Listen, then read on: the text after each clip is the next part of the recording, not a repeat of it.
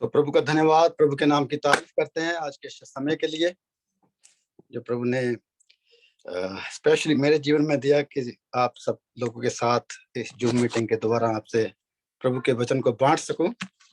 तो प्रभु का धन्यवाद करता हूं और विश्वास करता हूं कि मेरी आवाज क्लियर आप तक पहुंच रही होगी। जी जी अगर जी पास्टर तक मेरी आवाज क्लियर नहीं है तो बता दीजिए। आ रही मेरी आवाज? आ रही है पास्टर जी, आवाज आ रही है। Okay, thank you very much. मैं थोड़ा रास्ते में था, चर्च से आ रहा था तो बस में था, इसलिए अगर मैं वहां से शुरू करता तो शायद डिस्टर्बेंस होती, इसलिए मैंने आप लोगों को बोला कि चलो एक गीत और गाया जाए। अच्छी बात है जब हम ज्यादा समय स्तुति में व्यतीत करते हैं, प्रभु की स्तुति करते हैं, प्रभु की आराधना करते हैं, ये अच्छा समय होता है। और मैंने आपको और 5 मिनट दे दिए ताकि आप और ज्यादा प्रभु की स्तुति कर सको। तो प्रभु का धन्यवाद करते हैं। विश्वास है कि मेरी हिंदी आप सब लोगों को समझ आ रही होगी। कितने भाई बहन ऐसे हैं जो पंजाबी समझते हैं? इस जूम मीटिंग में जो पंजाबी समझने वाले लोग हैं, कितने लोग हैं? और जो पंजाबी समझने वाले, उनको कोई प्रॉब्लम तो नहीं अगर मैं हिंदी में प्रचार करूं? क्यों ब्रदर जी?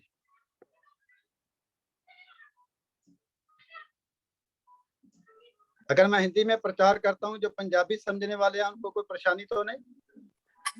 जी नहीं, कोई परेशानी नहीं। Okay okay. सो प्रभु का धन्यवाद करते हैं। आज संडे के चर्च में अभी जहाँ से मैं चर्च लेके आ रहा हूँ, वहां भी जो आज टॉपिक जो प्रभु ने मुझे दिया वो सलीब के विषय में था, क्रूस के विषय में। वो क्रूस जो अक्सर हमारे घरों में हमें दिखाई देती है, जो थोड़ा फैशन रखने वाले लोग हैं वो अपने गले में डाल के रखते हैं।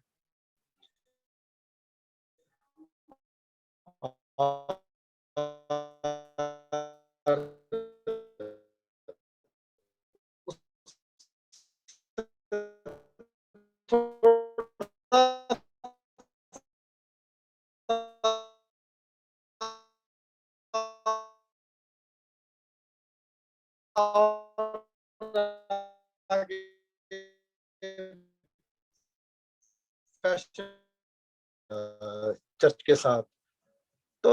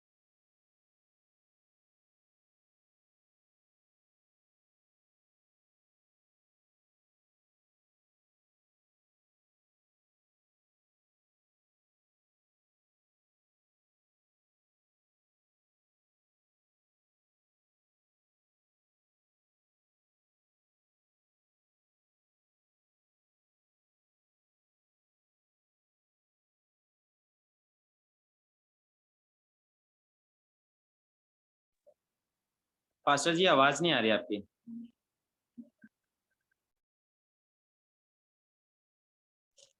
मेरे को थोड़ा स्टॉप करना पड़ा क्योंकि बाहर जो दूसरे लोग बैठे टेलीविजन लगा के बैठे थे, उनको स्टॉप करना पड़ा, तो इसलिए सॉरी। सो आज जो वचन चर्च में पेश कर रहा था उसी सरमन को मैं आप सबके साथ भी बांटना चाहता हूँ। तो मैं बता रहा था कि जो क्रूस है वो क्रिश्चियनिटी का एक सिंबल माना जाता है, एक निशान माना जाता है कि क्रिश्चियनिटी का अगर कोई निशान है तो वो क्रूस है। तो लोग अपने जब घर बनाते हैं तो घरों के ऊपर क्रॉस का निशान बनवाते हैं। बहुत से लोग ऐसे हैं जो अपने ड्राइंग रूम में, अपने यहाँ बेडरूम में जो लकड़ का क्रॉस रहता है उसको लगाते हैं। तो एक फैशन सा बना हुआ है। लेकिन जो क्रूस जिसे हम आज के समय में देखते हैं, तो उसे समझना बहुत जरूरी है, वो क्रूस है क्या। जब हम क्रूस की बात करते हैं तो हमारा जो ध्यान है सीधा प्रभु यीशु मसीह की तरफ जाता है, क्योंकि प्रभु यीशु मसीह को जो हमारा उद्धार करता है, हमारा मुक्ति जाता है, उसको क्रूस पर चढ़ाया गया। और जब क्रूस की जो प्रथा थी इस्राएल के अंदर, वो रोमी हुकूमत के द्वारा तय की थी, क्योंकि यीशु मसीह के समय काल में जो राज्य था उस समय इस्राएल के ऊपर, वो रोमी हुकूमत का था। और जो रोमी सैनिक थे, जो रोमी हुक्मरान थे, वो डिफरेंट तरीके से लोगों को तशद्दुद देते थे, लोगों को सजा देते थे। और खास करके जो लोग उनको उनके कानून को फॉलो नहीं करते थे, उनको ज्यादा तशद्दुद देते थे, उनको ज्यादा ऐसी मृत्यु देते थे ताकि दूसरे लोग उस कानून को तोड़ ना सके। तो जब कोई सजा दी जाती है तो उसके लिए दोष ढूंढा जाता है कि इसको अगर सजा देनी है तो इसका दोष क्या है। तो प्रभु यीशु मसीह के विषय में लिखा गया है कि यीशु मसीह में कोई दोष नहीं था, कोई दोष नहीं था यीशु मसीह में। कोई मनुष्य उसमें कोई दोष नहीं ढूंढ सका। उसकी वजह पता क्या थी, क्या कारण था? मसीह खुद खुदा है, खुद खुदा है, खुदा का पुत्र है। इसलिए जो इंसान है, जो हम इंसान है, हम इंसान उसमें कोई दोष नहीं ढूंढ सकते।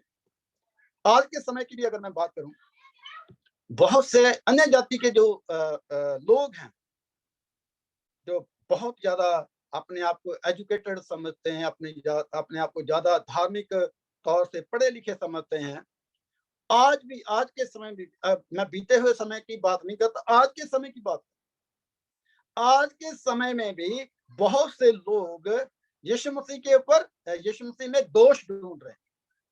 बातें बोलते हैं, ये था, वो था, ये बातें गलत थी, ये बातें नहीं बोलनी चाहिए थी, ये नहीं होना चाहिए था, यीशु मसीह ने ये तालीम नहीं दी, यीशु मसीह ने ये नहीं कहा। कुछ लोग तो ऐसे भी संसार में आपको मिल जाएंगे जो कहते हैं कि बाइबल को बदल दिया गया।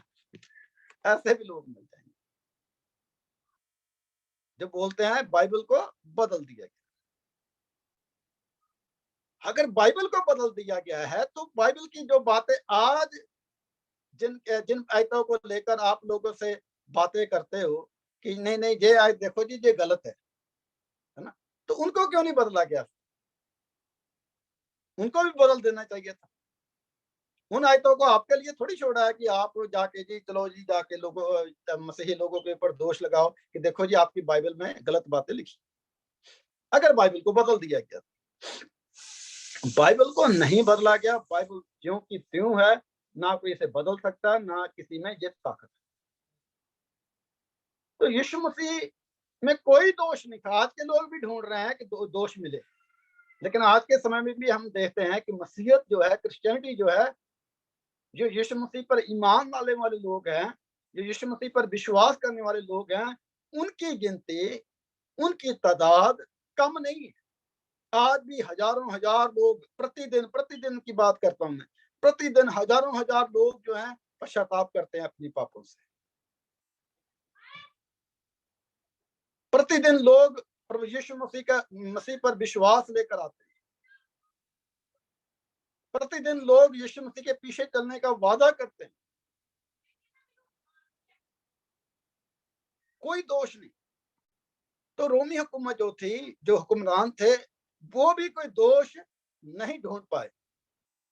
लेकिन जो यहूदी गुरु थे, उन्होंने लोगों को उकसाया कि आप बोलो कि यीशु मसीह को क्या दी जाए, सलीबी मौत दी जाए, सलीब दिया जाए, क्रूस दिया जाए। दोष ना होते हुए भी यीशु मसीह को क्रूस पर चढ़ाया गया। अभी उससे पहले की अगर मैं बात करूं, क्रूस बनाया गया था रोमी सैनिकों के द्वारा, उस क्रूस को जब उठाकर प्रभु यीशु मसीह को चलना था कलवरी पहाड़ की तरफ, उससे पहले क्या हुआ? उससे पहले मसीह को कोड़ों से मारा गया, 39 कोड़े लगाए गए। तो हम सब जानते हैं कि यीशु मसीह की जो स्किन थी, जो बॉडी की स्किन थी, कोई ऐसी जगह नहीं बची थी जहां से लहू ब्लड नहीं निकलता हो, कोई ऐसी जगह नहीं बची थी।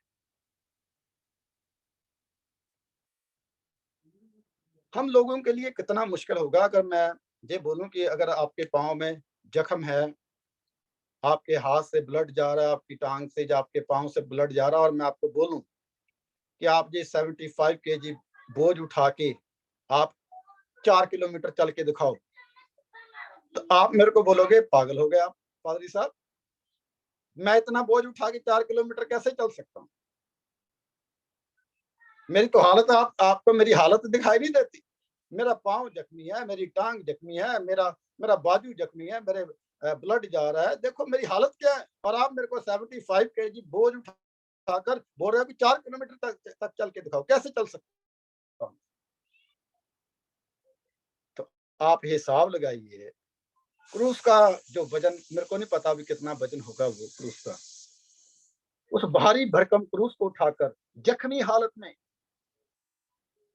यीशु मसीह क्रूस उठाकर चला, जख्मी हालत में, कोई मलहम पट्टी नहीं, कोई दवाई दारू नहीं, और उसको क्रूस उठाना पड़ा। और जो कलवरी पहाड़ है, उस कलवरी पहाड़ की तरफ स्कॉलर लोग जो हैं, जो टीचर्स लोग हैं, वो बताते हैं 2 रास्ते जाते थे। एक रास्ता जिसको हम शॉर्टकट रास्ता बोलते हैं, दूसरा एक लंबा रास्ता था। जो रोमी हुकूमत के सैनिक थे और जो उस समय के धार्मिक गुरु थे यहूदियों के, वो यीशु मसीह को क्रूस उठाकर शॉर्टकट रास्ते से नहीं लेकर गए, छोटे रास्ते से नहीं लेकर गए कि ये छोटा रास्ता पड़ता है चलो जल्दी से पहुंच जाएंगे। वो एक लंबी यात्रा करवा के लेके गए ताकि लोगों के ऊपर दहशत।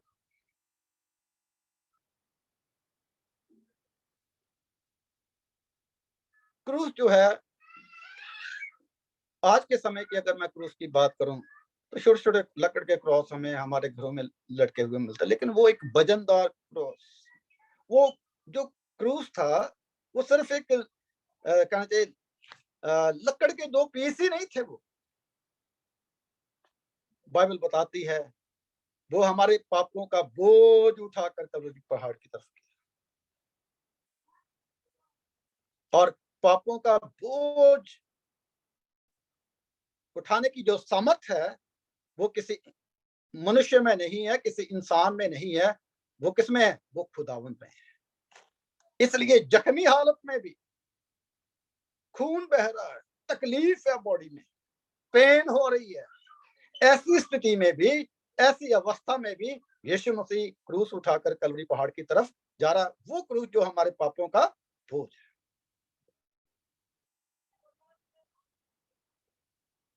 ये तो एक क्रूस की बात हो गई। अभी मैं दूसरे क्रूस की बात करता हूं, दूसरा सलीब। दूसरा सलीब जो है, जिसके विषय में हम पढ़ेंगे, एक आयत पढ़ेंगे, मेरे साथ कोई भी बहन भाई पढ़ दीजिए, मत्ती की अंजील और उसका 10 अध्याय उसके 38 वचन। मत्ती की अंजील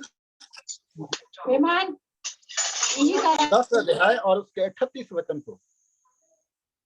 book of Matthew verse 10, chapter 10 verse 38।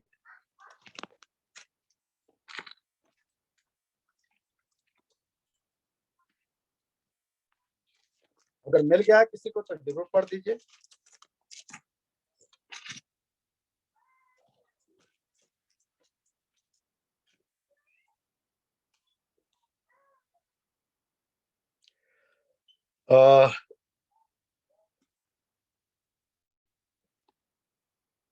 ऐसे वचन में लिखा है, और जो अपना क्रूस लेकर मेरे पीछे ना चले वह मेरे योग्य नहीं। जो अपना क्रूस लेकर मेरे पीछे ना चले, यीशु मसीह क्या कहता है? वो मेरे योग्य नहीं। इसी चैप्टर में लिखा है कि तू अपना क्रूस उठा और मेरे पीछे हो ले। तो जहां पर इस 38 आयत में लिखा है कि जो अपना क्रूस उठाकर मेरे पीछे ना चले वो मेरे योग्य, मेरे लायक नहीं। अभी हम जो मसीही लोग हैं, हो सकता है आप काफी सालों से मसीह में हो सकता है आप 2-4 दिन पहले मसीह में आए हो, लेकिन बात सब लोगों के लिए सेम है। जो हमसे 10 साल 20 साल 100 साल पहले मसीह में आए उनके लिए भी यही बात है, और जो 2-4 दिन पहले आए हैं उनके लिए भी यही बात है। यीशु मसीह क्या कहता है, जो क्रूस उठाकर मेरे पीछे ना चले।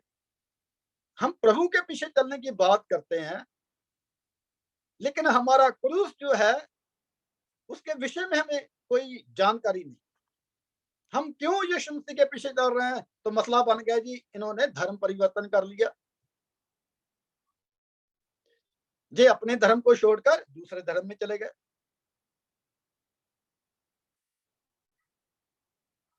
तरह तरह की बातें बोली जाती है, लेकिन याद रखिए हमें योग्य बनना है। किसके योग्य बनना है? प्रभु यीशु मसीह के योग्य बनना है। हमें इंसानों के योग्य नहीं बनना कि लोग क्या कहेंगे। हम कई बार फैसला लेने के लिए कई बार देर कर देते हैं, और यही सोचकर अरे मेरे भाई बहन क्या बोलेंगे, मेरे माता पिता क्या बोलेंगे, मेरे रिश्तेदार क्या बोलेंगे, मेरे पड़ोस के लोग क्या बोलेंगे, मेरे गांव के लोग क्या बोलेंगे। कई बार इन्हीं बातों में ही हम अपना समय खराब कर देते हैं। पर्सनली जहां पर ये नहीं लिखा कि आपके परिवार के बाकी लोग, आपके माता पिता, आपके भाई बहन, आपके रिश्तेदार अगर क्रूस उठाएंगे मेरे पीछे चलेंगे तो तुम भी मेरे पीछे क्रूस उठा के चलना, ऐसा नहीं लिखा।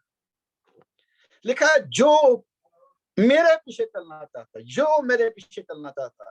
अगर आपके परिवार में 10 लोग हैं और उन 10 लोगों में से प्रभु आपको बुला रहा है कि मेरे पीछे हो ले,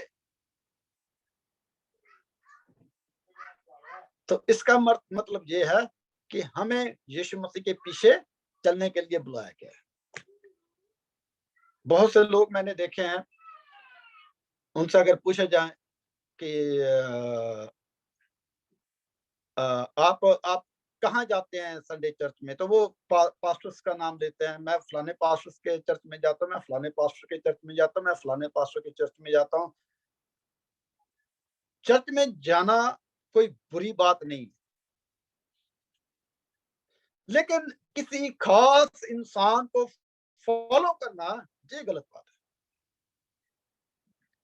हमारा ईमान, हमारा विश्वास सिर्फ और सिर्फ यीशु मसीह पर होना चाहिए, मनुष्य पर नहीं। क्योंकि वचन में लिखा है हाय उन पर जो मनुष्य पर भरोसा करते हैं, और मुबारक वो लोग हैं जो खुदावंद पर विश्वास करते हैं। हमें अपने खुदा पर विश्वास करना, ईमान रखना। और बाइबल बताती है, जो 38 वचन हमने पढ़ा है, जो मेरे पीछे चलना चाहता है, जो मेरे योग्य बनना चाहता है। अगर हमें योग्य बनना है, अगर हम चाहते हैं कि हम स्वर्ग राज्य में जाएं, प्रभु हमारी जरूरतों को पूरा करे, प्रभु हमें ब्लेस करे, प्रभु हमें आशीष करे, प्रभु हमारी जरूरतों को पूरा करे, प्रभु हमारे लिए ये करे, प्रभु हमारे लिए वो करे, तो उससे पहले आपको योग्य होना है प्रभु के। आपको प्रभु के योग्य बनना है, और ऐसे नहीं बनना कि मैं जुबान से बोल दूं कि मैं तो प्रभु के योग्य हूं।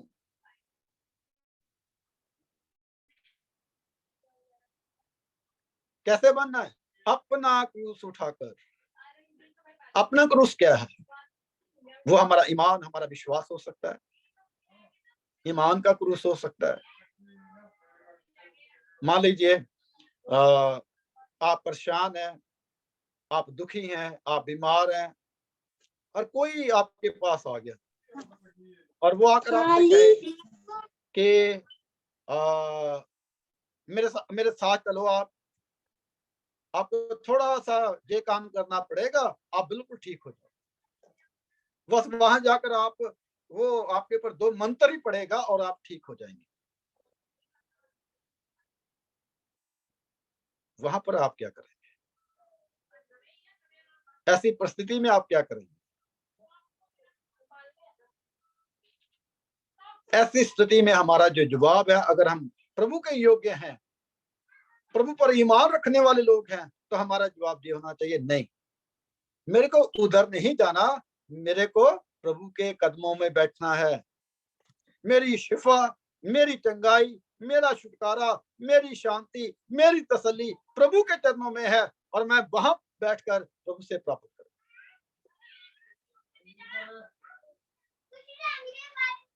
जो जो जो क्रूस की मैं बात कर रहा हूं, वो हम देख जो जिस क्रूस पर प्रभु यीशु मसीह को चढ़ाया गया, वो एक सिंबल बन गया पूरी दुनिया में। पूरी दुनिया को दिखाई दिया ये चिन्ह कि इस क्रूस पर यीशु मसीह को चढ़ाया गया। और मैं जब यीशु मसीह को क्रूस पर चढ़ाया गया, मेरा ईमान है परमेश्वर ने भी, खुदा बाप ने भी स्वर्ग से उस क्रूस को देखा, स्वर्ग से भी क्रूस को देखा गया, और आज पूरी दुनिया में उस क्रूस को हम देखते हैं। लेकिन जो क्रूस आप उठा के चलने वाले हैं प्रभु के पीछे, वो क्रूस मनुष्य को दिखाई नहीं देगा। वो क्रूस सिर्फ और सिर्फ किसको दिखाई देगा? परमेश्वर को दिखाई देगा। सब बोलिए हालेलुया, परमेश्वर को दिखाई देगा। इसलिए वचन में लिखा है, तो गुप्त में दुआ कर, गुप्त में प्रार्थना कर, तो जो तुम्हें गुप्त में देखता है वो तुम्हें गुप्त में आंसर देगा। हमें शोर मचाने की जरूरत नहीं है।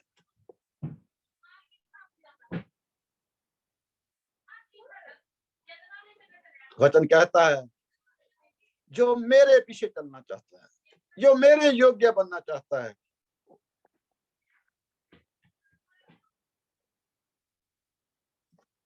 अगर कोई अपना क्रूस उठा के, अभी जो नेगेटिव बात मैं आपको बोलने वाला हूं, ध्यान से सुनिए।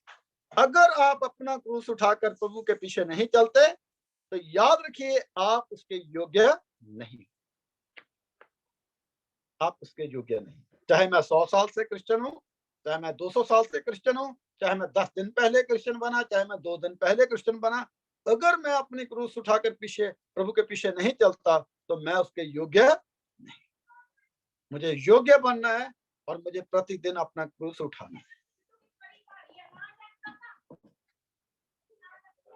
बहुत सी बातें हैं क्रूस के विषय में, लंबे चौड़े सरमन, लंबे चौड़े मैसेज दिए जा सकते हैं,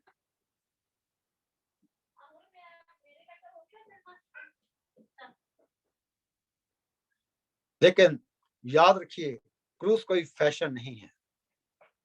जैसे जिस क्रूस को उठाने के लिए प्रभु हमें बोलता है, वो दिखाई नहीं देता, वो कोई फैशन में नहीं है, ऐसे ही जो सिंबल हमें दिया गया है क्रूस का, याद रखिए वो एक फैशन नहीं है।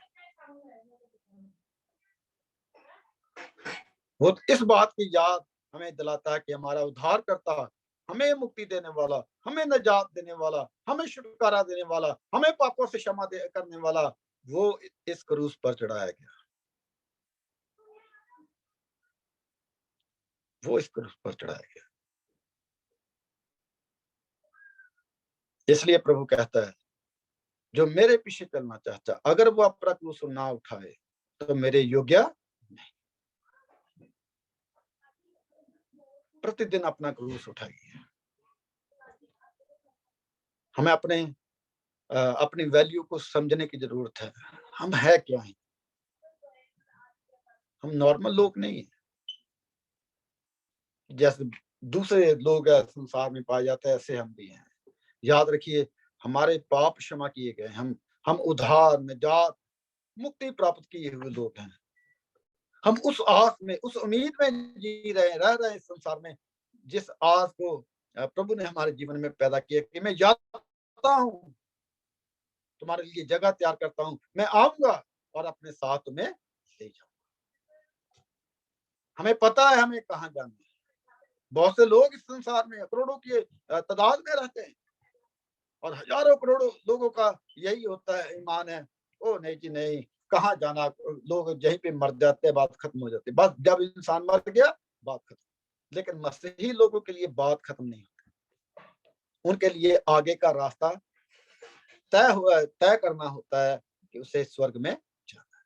मृत्यु के बाद भी हमारा विश्वास, हमारा ईमान मरता नहीं है।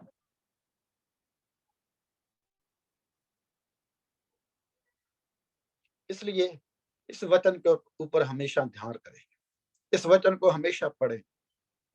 तो जो अपना क्रूस ना उठाए, प्रभु कहता वो मेरे योग्य नहीं, वो मेरे योग्य नहीं।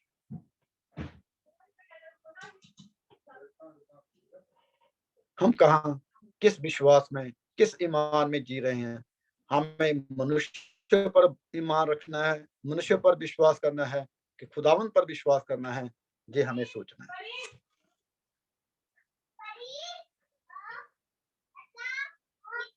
अगर आप मनुष्य पर विश्वास करते हैं तो मनुष्य आपको धोखा दे सकता है। उदाहरण के तौर पर मान लीजिए आपने किसी की सहायता की, हो सकता है आपका कोई रिश्तेदार हो सकता है आपका मित्र हो।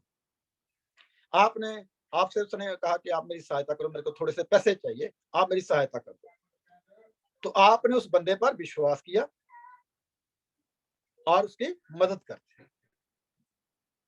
उसने वादा किया कि मैं आपके पैसे लौटा दूंगा, लेकिन आपके मांगने पर भी उसने पैसे नहीं लौटाए। आप क्या बोलोगे? आप बोलोगे कि मैंने तो इस पर विश्वास किया था कि ये पैसे लौटा देगा, इसकी जरूरत पूरी हो जाएगी, तब ये अपने मेरे पैसे लौटा देगा, लेकिन इसने ऐसा नहीं किया। मेरा तो ईमान, अब मेरा तो किसी पर विश्वास नहीं रहा, आगे से मैं किसी की कोई मदद नहीं करूंगा। आप यही बोलोगे मनुष्य होकर।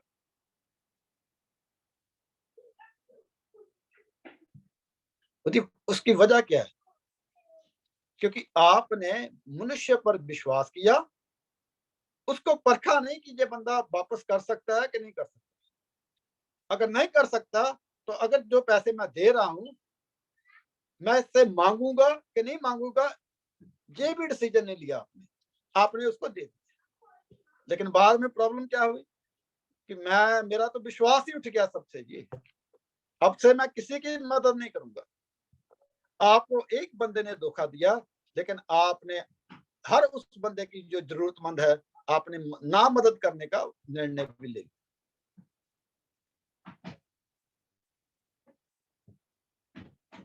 विश्वास ऐसा नहीं है। जो प्रभु पर विश्वास करने की बात करते हैं, वचन में लिखा है, चख कर देखो खुदावन कितना भला है। आप प्रभु के पास आए हो, ऐसे नहीं आ गए, आपने कहीं ना कहीं तो चखा होगा प्रभु को, उसको टेस्ट किया होगा। आप बीमार होंगे, किसी ने आपको बोला चर्च आ जाओ, प्रभु आपको चंगा करेगा, प्रभु ने आपको चंगा कर दिया, आपको पता चल गया वो आप इनका खुदा तो चंगा भी करता है। आप किसी परेशानी में होंगे, किसी ने बोला आपको चर्च आओ, आपकी परेशानी दूर हो जाएगी, आप चर्च में आए, आपकी परेशानी दूर हो गई, आपको लगा जहां तो यार बहुत अच्छा हो गया, मेरी परेशानी दूर होगी, कुछ भी करने की जरूरत नहीं पड़ी। प्रभु ने आपके लिए किया ताकि आप जाने कि हाँ खुदा है जो आपकी सहायता कर सकता है।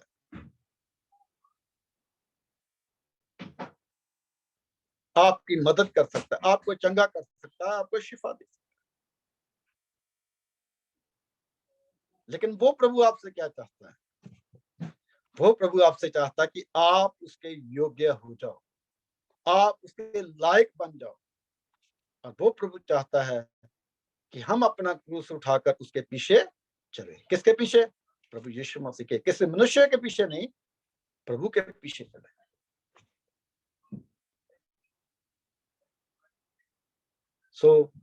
लगता है मेरा समय जो है वो समाप्त हो रहा है।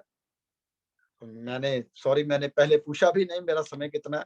अगर और समय है तो मैं और 5-7 मिनट बोल सकता हूँ, अगर और समय है तो। जी सर, 9:15 तक। 9:15 आई डोंट नो, इंग्लैंड का जो टाइम है वो 5:30 4:30 हो गए। 8 मिनट और सर, 8 मिनट और। 8 मिनट मेरे पास और 8 मिनट आ गए। मैंने आपको 5 मिनट दिए थे एक गीत गाने के लिए और मुझे 8 मिनट मिल गए। ये भी प्रभु का अनुग्रह है। देखिए ना, एक हाथ दो और दूसरे हाथ ले लो, है ना। तो जो क्रूस है उसके विषय में हमें गहरे से जानना। मैंने आपको बोला एक लंबे चौड़े सरमन आपको मिल जाएंगे। आज के समय में, आज के इस जो टेक्नोलॉजी का युग है, आप यूट्यूब पर जाओ, आप फेसबुक पर जाओ, आपको ऐसे हजारों मैसेज क्रूस के ऊपर मिल जाएंगे। जानिए क्रूस है क्या, जिस क्रूस पर यीशु मसीह को चढ़ाया गया उस क्रूस की वजह क्या है।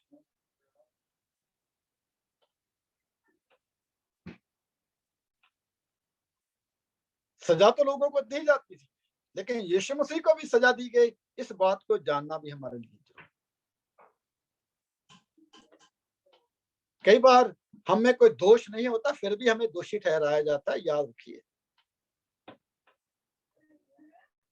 जो बड़ी बड़ी जेलों में लोग बंद पड़े हैं ना, जेलों में बंद पड़े हैं, वो सारे क्रिमिनल नहीं है। कुछ लोग आपको ऐसे भी मिल जाएंगे जो आपको बोलेंगे मैंने तो जी कोई पाप नहीं किया था, मैंने तो कोई कोई क्राइम किया ही नहीं मैंने, लेकिन फिर भी मेरे को सजा मिली।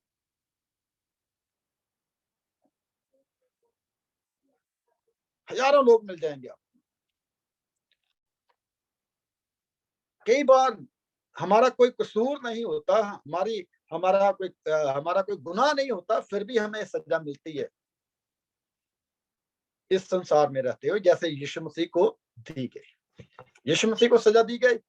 वो मुर्दों को जिंदा करता था, कोढ़ियों को शुद्ध करता था, लंगड़ों को चलाता था, वो किसी से भेदभाव नहीं करता था, वो परमेश्वर के राज्य की बात करता था, वो अपने आप को खुदावन का पुत्र कहता था।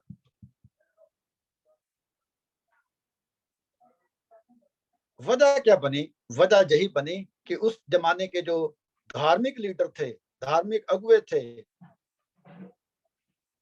यीशु मसीह की तालीम के सामने, यीशु मसीह की शिक्षा के सामने, उनकी शिक्षा जो है वो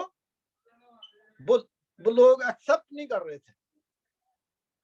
लोग यीशु मसीह की शिक्षा की तरफ, जो यीशु मसीह तालीम देता था, जो यीशु मसीह लोगों को सिखाता था, उसकी तरफ लोग जा रहे थे। और जिन्होंने बड़ी बड़ी डिग्रियां ले रखी थी लोगों को धार्मिक शिक्षा देने की, लोग उधर से हट रहे थे। प्रॉब्लम ये थी, कुछ लोगों की वैल्यू कम हो रही थी क्योंकि प्रभु यीशु मसीह लोगों को अच्छी तालीम दे रहा था, सत्य के रास्ते पर लेके जा रहा था। कुछ लोग जो धार्मिक, जिन्होंने डिग्रियां ले रखी थी, वो तो बाहर से लिपापोती करते थे, बस आप शुद्ध हो गई। बिजनेस बना रखा था उन लोगों ने। जब यीशु मसीह गद्दी के बच्चे पर सवार होकर यरूशलेम में प्रवेश करते हैं तो हैकल में जाते हैं, आराधनालय में जाते हैं, तो हुआ क्या? वहां पे सब लेन देन करने वाले, जो बिजनेस करने वाले लोग बैठे थे, उनको बाहर निकाला। प्रभु ने मौका दिया कभी तो इस विषय पर मैं जरूर आपसे एक भेद की बात जरूर करूंगा, क्यों यीशु मसीह ने उन लोगों को हैकल से बाहर निकाला। सिर्फ एक ही बात हम जानते हैं कि यीशु मसीह ने कहा, ये मेरे बाप का दुआ का घर है, आपने इसे डाकुओं की खोह बना दिया। लेकिन उसके पीछे जो पीछे का कारण है, वो लोग जो बिजनेस वहां पे करते थे, उन्होंने बिजनेस वहां पर क्यों शुरू किया, क्या वजह रही? तो किस दिन मौका मिला तो मैं जरूर उस विषय पर आपसे बात करूंगा। लेकिन आज जो बात आपके सामने मैंने रखी है, हमें क्रूस के विषय में जानना है। आपके घरों में अगर क्रूस का निशान बना हुआ है, अगर आपसे कोई पूछ ले इसका क्या अर्थ है, तो हमारे पास सिर्फ एक ही बात है कि हमारे प्रभु यीशु मसीह को क्रूस पर चढ़ाया गया। एक ही बात है, यही जवाब है, बस यही जवाब हम देते हैं। लेकिन वो क्रूस का जो बोझ था जो यीशु मसीह ने उठाया, मैंने आपको बोला, आप अगर आपकी एक टांग जख्मी है, आपका एक हाथ जख्मी है जिससे ब्लड जा रहा है, अगर आप 75 kg वजन उठाकर 4 किलोमीटर चलने के लिए मैं आपको बोलूं, आप मुझे पागल बोलोगे, भी पाजी साहब आप पागल हो गए, मैं नहीं चल सकता, मैं इस हालत में मेरे बोझ के बिना चलना मेरे लिए मुश्किल है, तो मैं बोझ उठा के कैसे चल सकता। तो यीशु मसीह एक लंबी यात्रा, एक लंबे रास्ते से कलवरी पहाड़ की तरफ अपना क्रूस उठाकर चले हैं। वो खुद खुदा, खुद प्रभु, खुद परमेश्वर हैं, इसलिए वो इस काम को कर पाए, क्योंकि खुदा के इस काम को करना नामुमकिन है, नामुमकिन। जख्मी हालत में क्रूस को उठाकर चलना नामुमकिन जा सका। इसलिए प्रभु मुझे और आपको कहता है, जो अपना क्रूस उठाकर मेरे पीछे ना चले वो मेरे योग्य नहीं। अभी इस बात को हमें ध्यान करना है कि हम उसके योग्य हैं कि नहीं हैं। मैं किसी के ऊपर दोष नहीं लगाता कि आप ऐसे हो, आप ऐसे हो, आप ऐसे हो, आप ऐसे हो, आप प्रभु के योग्य नहीं। हमें पर्सनली, व्यक्तिगत तौर से हमें अपने आप को जांचना है। जो जवान बेटे बेटियां हैं, जवान लड़के लड़कियां हैं, उनको भी जांचना अपने आप को, क्या मैं अपना क्रूस उठाकर प्रभु के पीछे चल रहा हूं कि नहीं चल रहा, क्या मैं उसके योग्य हूं कि नहीं हूं।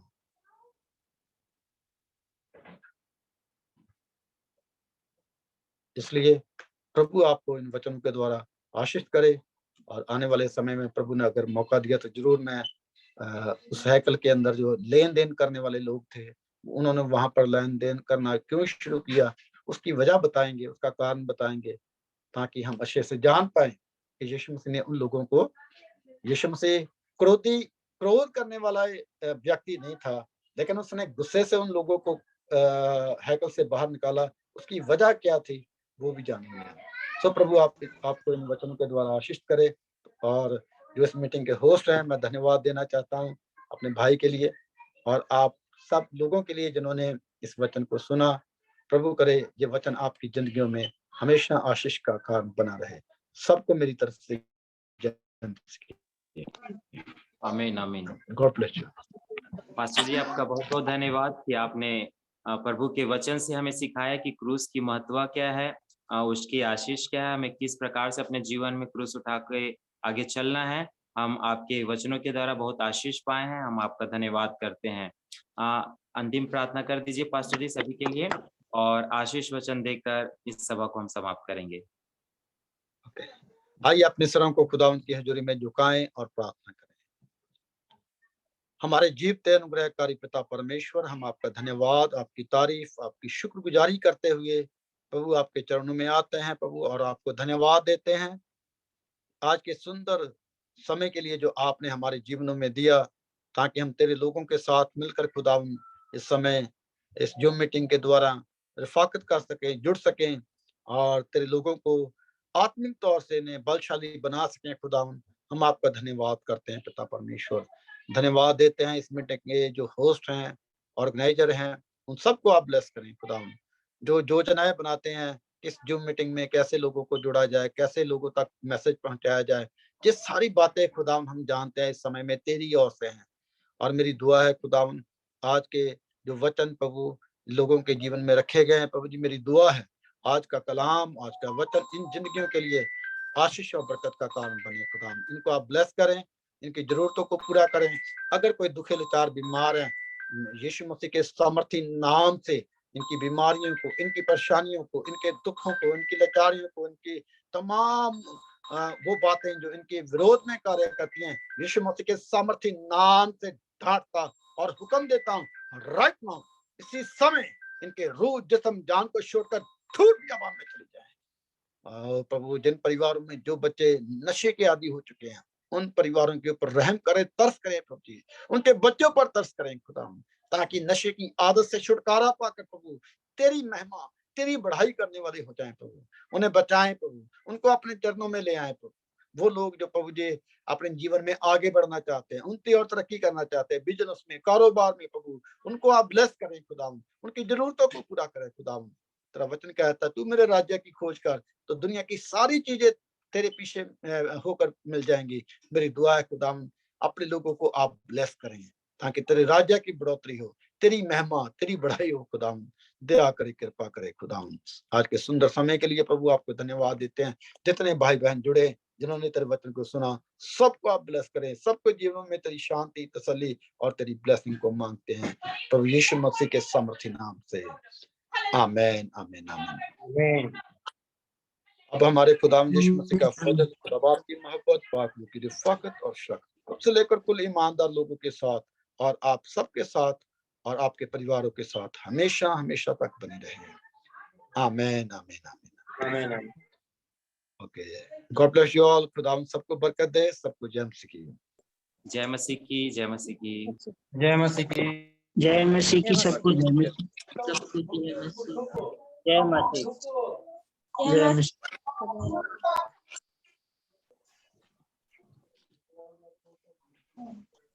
आप एक दूसरे से बात कर सकते हैं, सबको जय मसीह बोल सकते हैं। जय मसीह की, जय लॉर्ड यीशु धन्यवाद। जय मसीह की सबको, जय मसीह की, जय मसीह की सबको, जय मसीह, जय मसीह की सबको, जय मसीह की सबको बराबर कर दे। जय मसीह की, जय मसीह की। जी एक रिक्वेस्ट है। हाँ जी, एक रिक्वेस्ट है। एक लेडी है, उनको पेट में कैंसर है, तो आज उनको डॉक्टर ने जवाब दे दिया, तो उनके लिए प्रेयर करनी है सर। क्या नाम है? नाम शायद नाम मालूम नहीं है सर। उनकी सिस्टर, उनकी बेटी के नाम है पूजिया। ओके, उनकी बेटी का नाम। ओके, आइए अपने सिरों को खुदावंद की हजूरी में झुकाएं और सब दुआ करें उस बहन के लिए जिसको पेट में कैंसर है। याद रखिए, आपकी दुआएं, आपकी प्रार्थनाएं, आपकी प्रेयर्स लोगों को शिफा देती हैं, चंगाई देती हैं, क्योंकि हमारी दुआएं किसी मनुष्य के सामने नहीं है बल्कि उस जिंदा खुदावंद के सामने है। आइए हम सब दुआ करें, प्रार्थना करें उस बहन के लिए। Praise the Lord, hallelujah hallelujah hallelujah. पिता प्रभु यीशु मसीह के सामर्थी नाम से प्रभु, हम उस बहन को जिनकी बेटी का नाम पूजा है प्रभु जी, पूजा की मम्मी को खुदावंद तेरी हजूरी में लेकर आते हैं। खुदावंद प्रभु जी, मेरी दुआ है प्रभु जी, आप उस बहन पर रहम करें, तरस करें, खुदावंद जीवन को बढ़ाएं प्रभु जी। हम जानते हैं जो कैंसर है वो जीवन को घटाता है।